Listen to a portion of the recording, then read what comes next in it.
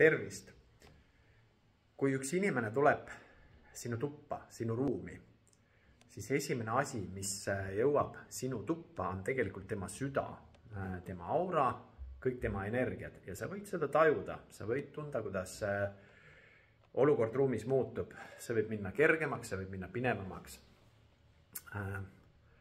Ja südame elektriimpulss on 5000 korda võimsam kui näiteks aju elektriimpulss.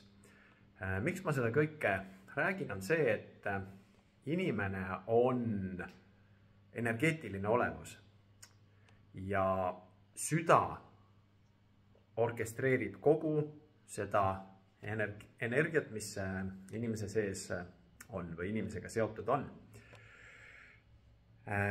Kui sa soovid nende energiate kohta saada rohkem teada, kui sa soovid teada, kuidas sa ise saad juhtida oma energiaid nii, et see orkester mängiks sulle imelist Beethoveni sümfooniat, siis oled oodatud meie energiameditsiini töötuppa või töötubade seeriasse tegelikult, kus me kõikidest nendest asjadest räägime üsna põhjalikult ja näitame ka ette, kuidas sa saad ise oma erinevaid energiatasandeid korrastada niimoodi, et sinu elu läheb korda, sinu haigused kaovad, kõik läheb ilusamaks, kui ta on olnud.